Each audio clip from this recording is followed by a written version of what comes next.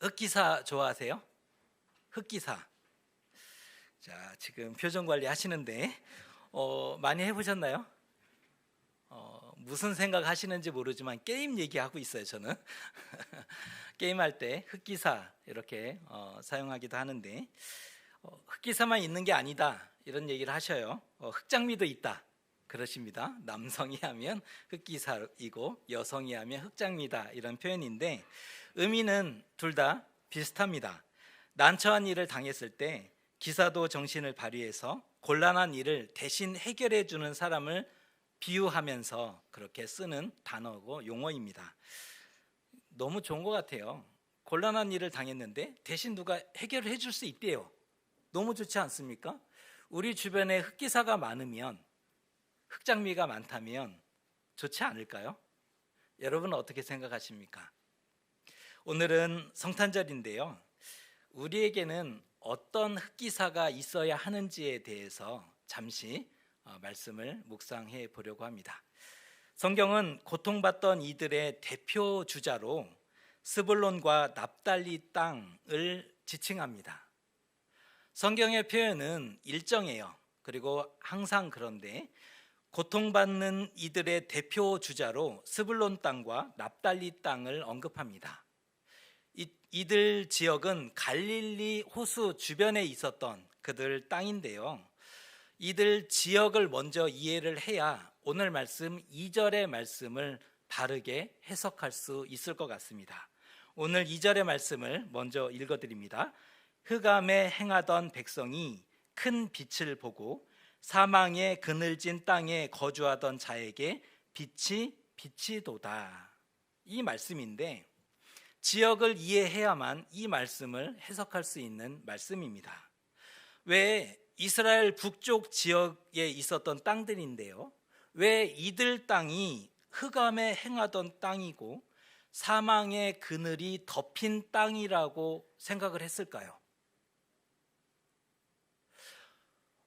이들 땅이 이스라엘 북쪽에 위치했던 갈릴리 호수에 있어 주변에 있는 지역이라고 말씀을 드렸는데, 이들 지역이 왜 흑암에 행하던 백성들이고 사망이 그 땅을 덮은 것으로 생각을 했을까?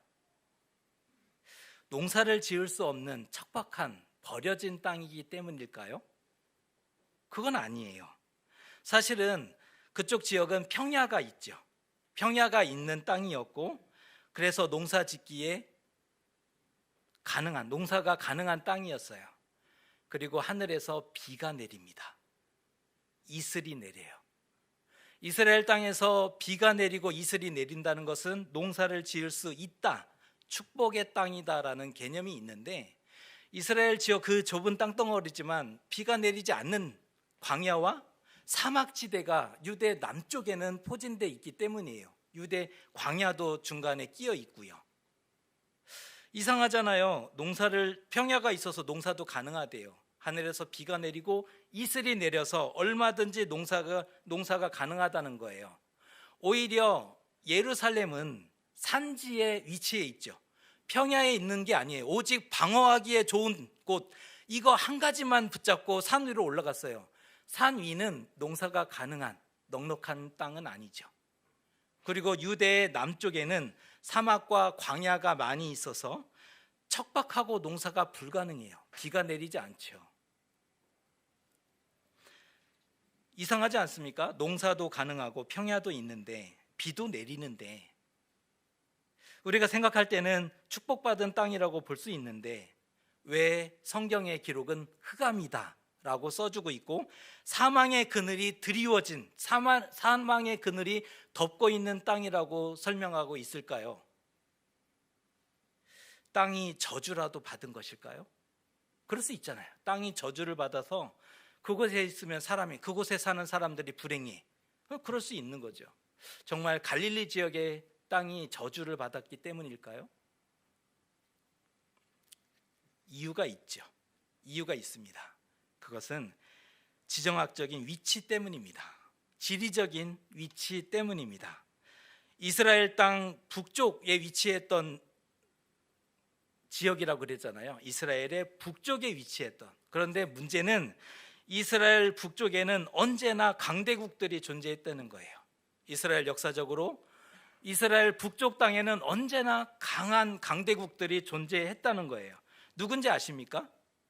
우리가 한 주간 내내 묵상했던 에스겔의 말씀이 공교롭게 오늘 말씀과 이어져요. 이사야 말씀과 이어져요.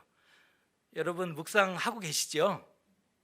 묵상집이 뒤에 많이 남았어요. 마음이 아팠어요. 이걸 어떻게 해석을 묵상집 좀 받아가세요. 예. 그 주중에 우리가 한 주간 묵상했던 이 묵상의 내용이 공교롭게 오늘 말씀과 연결돼요. 이스라엘 북쪽의 강대국들이 누구였는지를 알려주고 있는데 그 중에 하나가 온전히 아름다웠던 두로 나라에 대해서 소개를 하고 있어요. 두로에 대해서 소개를 하는데 성경은 어떻게 설명하냐면 두로는 온전히 아름다운 나라였다라고 설명해 줍니다. 그가 크고 강하게 되자 어떤 말을 하냐면 나는 신이다 라는 얘기를 하면서 내가 하나님의 자리 바다의 중심에 앉았도다 라고 교만에 빠집니다. 가장 아름답다고 성경은 써주고 있는 두로 나라가 나는 신이다, 내가 하나님의 자리에 앉았다라는 교만에 빠지죠. 결국 심판을 받게 되죠. 또한 아람 나라가 있어요. 아람 나라의 침략으로 인해서 사사시대 때부터 얼마나 많은 시간 동안 이스라엘이 괴로워했고 힘들어했는지 아십니까?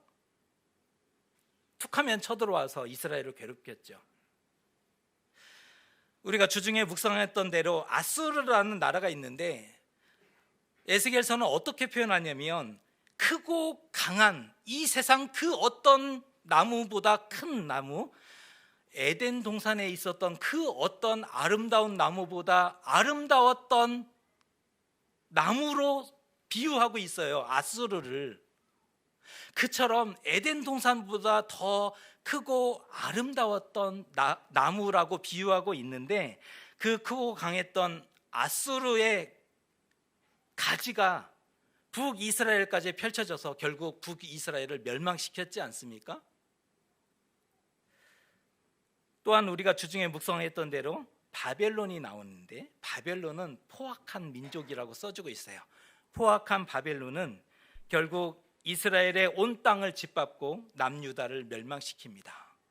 아수르는 북이스라엘을 멸망시켰고 사라지게 만들었어요. 열지파가 사라진 거예요, 역사에서. 그리고 바벨론은 남유다를 짓밟고 무너뜨립니다. 갈릴리는 위치상 가장 먼저 침략당하고 노략당하고 죽임당해야 합니다. 이스라엘 북쪽에 있어요. 완충지대죠. 그 지리상 가장 먼저 침략당해요. 가장 먼저 죽임을 당하고 빼앗긴 땅이 바로 갈릴리 땅입니다. 중앙정부의 보호를 받기에 너무 멀어요. 침략했다는, 적군이 쳐들어왔다는 이 소식이 중앙정부에 전달되기 전에 이미 그 땅은 짓밟히고 있어요. 수많은 사람들이 죽어갔단 말이에요. 나라가 지켜주고 싶어도 지켜줄 수 없는 지역입니다. 이방 나라가 때리면 맞아야 그대로 맞고, 빼앗으면 다 빼앗겼고, 찌르면 그대로 피를 흘려야 했습니다. 그 땅의 백성들은. 반항하면 보복 차원에서 더 가혹하게 대해요. 반항하면 보복 차원에서 가혹하게 대하고, 반항하지 않으면 그들의 이 칼을 그대로 다 감당해야 했다는 거예요. 보호막도 없이. 그러니 흑암의 땅이고 사망의 그늘이 덮고 있는 땅이죠. 그래서 성경은 고통과 슬픔을 상징하는 땅으로 갈릴리 지역을 아예 비유하고 있습니다. 그들의 아픔을, 그들의 슬픔을, 그들의 눈물을, 그들의 영혼들이 죽어갔던 곳이기 때문에 그렇게 기록했던 거죠. 그런데 바로 그 땅에 이사야 선지자를 통해서 이런 하나님의 말씀이 선포됩니다. 그 땅에 주어지는 말씀이에요. 전에 고통받던 자들에게 흑암이 없으리로다. 그들이 이 메시지를 어떻게 들었을까요?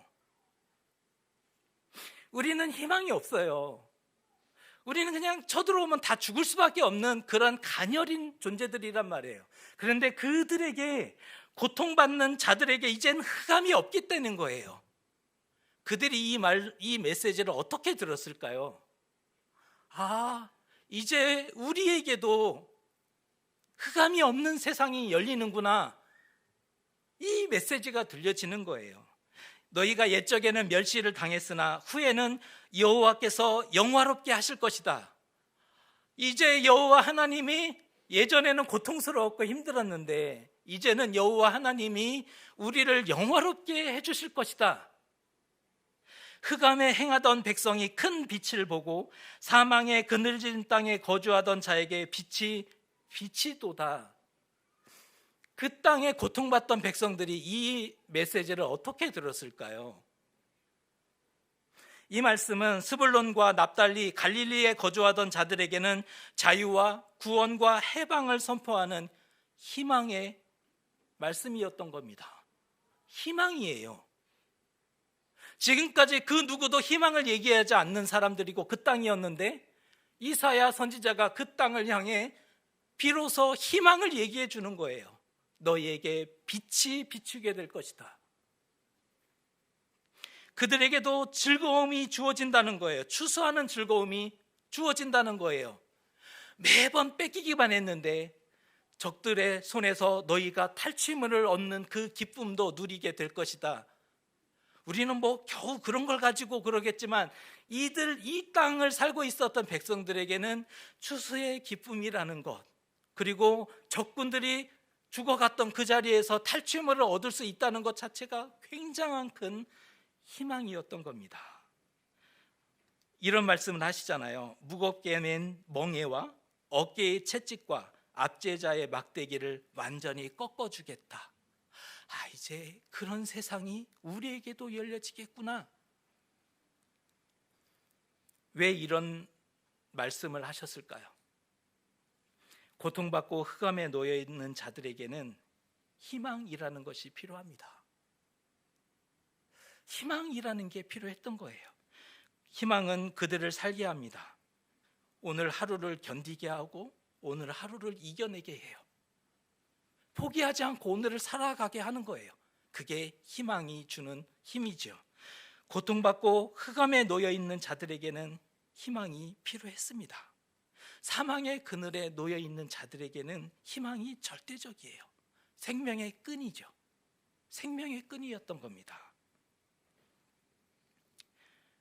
미 육군의 군의관으로 복무했던 쿠시너 소령이 월남전에 참전했을 때 포로가 돼서 5년간의 수용소에 갇혀 지냈다고 합니다.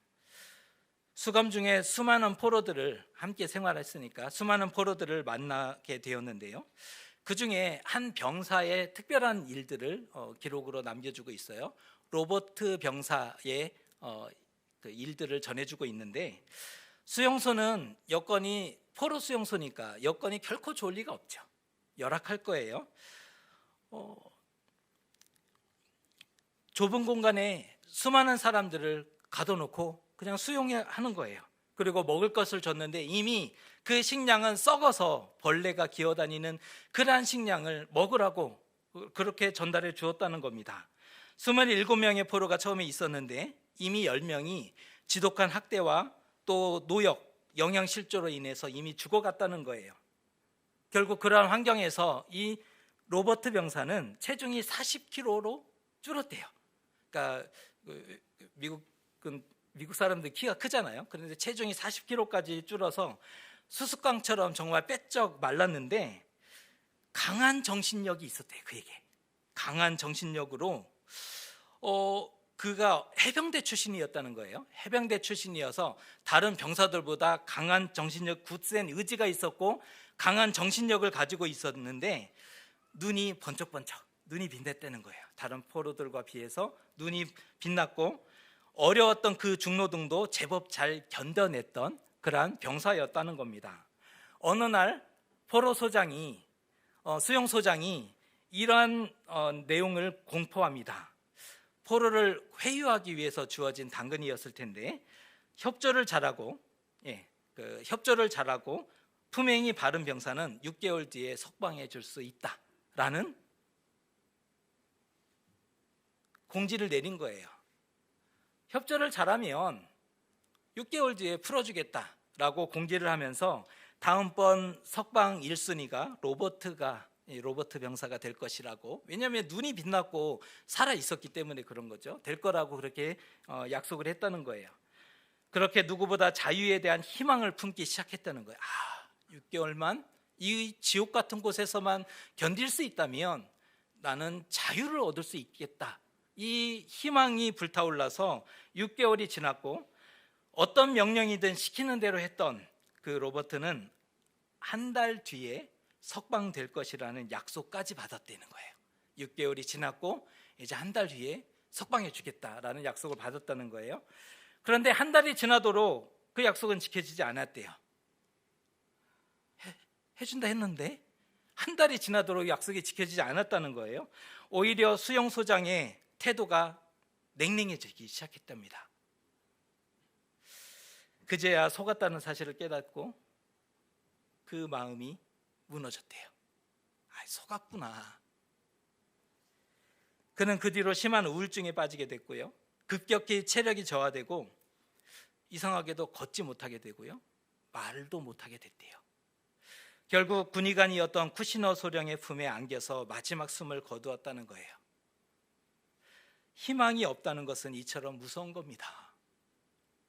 결국 그를 죽음에 이르게 했던 것은 질병이 아니었어요. 고통이 아니었어요. 그를 죽음에 이르게 했던 것은 절망이었습니다. 희망을 빼앗겼기 때문에. 유태인들이 수없이 죽어갔던 아우슈비츠 수용소에도 동일한 일들이 벌어졌어요. 어느 날 한 사람이 희망찬 목소리로 말했더라는 거예요. 한 달 후면 이 모든 것들이 끝날 것이다. 희망찬 목소리로 조곤조곤 얘기하는 거예요. 한 달 후면 이 지옥 같은 세상이 끝날 것이다. 왜냐하면 어젯밤에 내가 꿈을 꿨는데 3월 30일에 독일군이 항복하는 꿈을 꿨어. 한 달 뒤에 독일군이 항복하는 꿈을 꿨다는 거예요. 하지만 3월 30일이 되었지만 모든 것이 그대로였어요. 그러자 그때부터 시름시름 앓던 그는 바로 다음 날인 31일에 시름시름 앓다가 죽어갔다는 거예요. 이상하잖아요. 30일까지 그 꿈을 가지고 걸어왔는데 그 하루 사이에 이 마음이 무너지니까 죽음에 이르게 되었다는 겁니다. 기가 막힌 건 그로부터 한 달 후에 4월 30일에 히틀러가 자살을 하죠. 그리고 5월 7일에 독일이 마침내 항복하게 됩니다. 전쟁이 끝난 거죠. 한 달만 더 견뎠다면, 한 달만 더 견딜 수 있었다면 그토록 소망하던 해방을 볼 수 있었을 텐데요. 여기에 우리에게 주는 교훈이 있습니다. 희망의 끈을 놓는 사람은 자신의 목숨마저 쉽게 포기한다는 거예요. 희망의 끈을 놓는 자는 자신의 목숨도 놓게 된다는 겁니다. 주어진 환경과 여건은 그대로였어요. 수용소, 평소와 동일하게 중노동이 있었고, 평소와 동일하게 썩은 음식이 제공됐고, 평소와 동일하게 얼어빠진 빵 한 조각이 제공됐을 뿐이었어요. 동일했다는 거예요. 지금까지 5년 가까이를 그렇게 살아왔던 사람이에요. 갑자기 수용소에 감당할 수 없는 자리에 떨어진 것이 아니라 5년 동안 그 제한된 여건에서 먹거리도 제대로 주어지지 않는 곳에서 버텨오고 살아왔던 사람이었는데, 그러나 희망이 사라지자 한순간에 다 무너져 버렸다는 겁니다. 수용소에서 어느 달에, 어느 계절에 사람이 가장 많이 죽어가는지 아십니까? 통계를 내봤대요. 어느 달에, 어느 계절에 사람이 가장 많이 죽어가는가? 아이러니하게 크리스마스래요. 크리스마스 때 사람이 가장 많이 죽어간다는 거예요. 추워서? 추위가 아니래요. 추위 때문이 아니었대요. 추위나 가혹한 노동이나 학대 때문이 아니었다는 거예요. 왜냐하면 그때쯤 성탄절, 크리스마스, 그때쯤 석방될 수 있을 것이다라는 기대가 점점 올라온다는 거예요. 크리스마스만 되면 그때쯤 이제 뭔가 좋은 일이 있지 않을까? 석방되지 않을까라는 기대가 점점 올라오다가 그 희망의 끈을 놓아버리는 것이 주된 이유라는 거예요. 그래서 크리스마스가 지나면 갑자기 멀쩡하던 사람이 우수수 죽어가는 것을 볼 수가 있었다는 거예요. 오늘 말씀, 고통받던 자들이 큰 빛을 보고 사망의 그늘에 놓여진 자에게 빛이 비치도다. 이것은 희망입니다. 스불론과 납달리에게 주셨던 희망입니다. 그 어떤 희망을 단 한 번도 태어나서 가져본 적이 없어요. 할아버지 때에서 아버지 때, 자기 때, 자기 자식 때 희망이라는 것을 얘기해 주지 않는 시대였어요. 그들이 위치했던 때가. 그런데 스불론 땅과 납달리 땅에 희망이 선포됩니다. 갈릴리뿐 아니라 온 이스라엘에게 희망이 선포됩니다. 그뿐 아니라 온 인류에게 희망이 선포되고 있는 말씀인 거예요. 이 희망은 어떤 의미를 가지게 될까요? 그들을 견디게 하고 하루를 살게 하는 힘과 능력이 되는 거죠. 그날 하루를 살게 해주는 힘과 능력이 되는 거라는 거예요. 이 예언을 듣는 이스라엘 사람들은 살게 될 것이 분명합니다. 이 예언을 듣고 이 예언을 믿는 이스라엘 사람들은 살게 될 것이 분명합니다. 왜냐하면 참된 희망이 비로소 이사야의 입을 통해서 선포되었기 때문입니다. 그 자체가 하나님의 약속이죠. 그 자체가 하나님의 구원이고 하나님의 생명이기 때문입니다. 사람의 약속은 지켜지지 않아요. 사람의 약속은 믿는 것은 아니에요. 사람을 믿는 대상이 아니잖아요. 사람의 약속은 지켜지지 않아요. 상황이 바뀌거나 손해다 싶으면 언제든지 깨질 수 있어요. 그게 사람의 약속이에요. 심지어 기분이 나쁘면 통째로 다 날아가 버려요. 기분 나쁘다고 안 한대. 우리 그렇게 살지 않습니까? 사람은 그래요. 그런데 하나님의 약속은 지키려고 주신 약속이에요. 우리 이거 잊어버리면 안 돼요. 하나님의 약속은 지키려고 주신 약속이라는 거예요. 하나님의 열심히 일을 이루신다. 오늘 우리가 읽었던 말씀 끝부분에 이런 말씀으로 무엇을 받고 있어요? 하나님의 열심히 일을 이루실 것이다. 사람의 착함이 이것을 이룬다는 게 아니에요. 사람의 믿음이, 사람의 기도가, 뜨거운 기도가, 사람의 헌신이 하나님을 움직이는 것이 아니라 하나님의 열심히 이 땅의 백성들을 구원하시겠다는 거잖아요. 우리 때문이 아니라는 거. 우리의 믿음, 우리의 착함, 우리의 선함 아니라는 거예요. 하나님의 열심히 이 놀라운 구원을, 이 구원으로 이 땅을 덮을 것이다 라는 약속인 것입니다. 때가 참에 이사야의 예언대로 예수 그리스도께서 어두운 세상에 빛으로 오셨어요. 말씀을 이렇게 이어갑니다. 때가 참에 예수 그리스도께서 빛으로 이 땅에 오신 겁니다. 고통받던 자들에게 친히 흑기사가 되어주신 거예요. 우리가 쉽게 비유하면 예수께서 우리 고통받는 우리의 흑기사가 되어주신 겁니다. 예수께서 무거운 멍에와 채찍과 압제의 막대기를 꺾어버리시고 완전한 자유와 해방을 주기를 원하셨대요. 예수님은 주기를 원하신대요. 그것을 들고, 그 선물을 들고 이 땅에 오셨어요. 선물을. 우리는 그 흑기사를 만났는가? 이제부터는 우리의 과제입니다. 예수께서는 이미 오셨어요. 우리는 그 흑기사로 만났는가?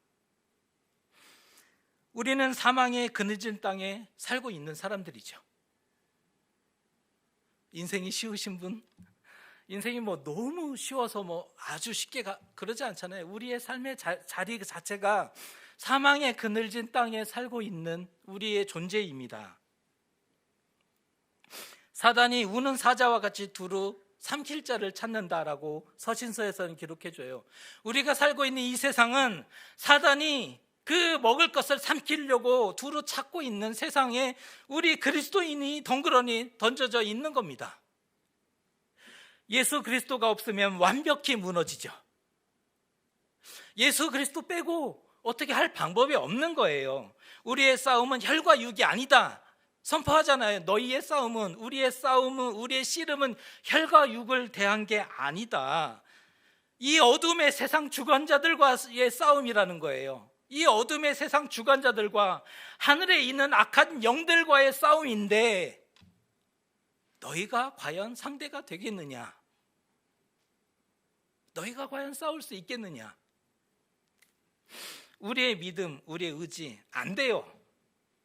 믿음으로 이 거친 세상을 살아가리라 애초에 그런 생각을 가지시는 게 아니에요. 믿음에 좋으면 끝까지 살아남는다고요? 지난주 말씀드렸잖아요. 에스겔 선지자도 하나님이 붙잡아 주셔서 겨우 살았다고. 이 시대가 그래요. 우리의 믿음으로 살아갈 수 있는 시대 아니라는 겁니다. 우리는 가난한 영혼의 소유자죠. 가난한 영혼을 가지고 있어요. 이미 찢긴 영혼이에요. 이미 이 땅에 살다가 찢겨버린 겨우 숨만 붙어있는 존재들입니다. 고통받는 우리의 삶에 흑기사가 필요하지 않습니까? 저는 꼭 필요하던데요. 예수님을 만나지 못한 자는 자유와 구원과 평강을 말할 수 없습니다. 이게 참 어려움이에요. 예수님을 만나지 못하면 자유와 구원과 평강을 말할 수가 없어요. 왜? 본 적이 없거든요. 들은 적이 없거든요. 여기에 한 번도 느껴본 적이 없거든요.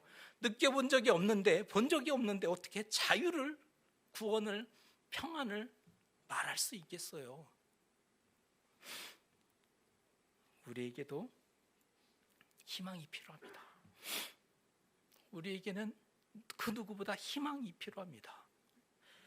이 희망을 내려놓는 순간 절망과 죽음과 좌절이 우리를 감싸버립니다. 그런데 지금까지 잘하다가 마지막 한 달을 견디지 못하면 다 무너진다고 말씀을 드렸잖아요. 지금까지 참 잘했는데, 지금까지 잘 걸어왔는데 코로나라는 이 넘을 수 없는 산을 만나서 여기서 무너져 버리면 다 이뤄지는 거예요. 지금까지 잘 살아왔는데 마지막 하루를 견뎌내지 못하면 무너져 버리는 겁니다. 오늘은 예수님이 탄생하신 날이죠. 고통받던 자에게 찾아오셨어요. 성경에 고통받는 자들에게 찾아오시는 이 사실 기록이 여기 있어요. 그리고 더 좋은 것은 지금도 찾아오세요. 지금도 다시 태어나세요. 지금 우리에게는 그 누구보다 흑기사가 필요한 사람들 아닐까요? 우리에게, 우리의 가족들에게, 우리의 아이들에게 흑기사가. 그런데 이거 아세요? 여보 한 10번만 찾아보세요. 저쪽에서 서방님 왜 그러세요? 하겠어요? 아니면 왜? 또 왜? 근데 예수님 그렇지 않다는 거예요. 예수님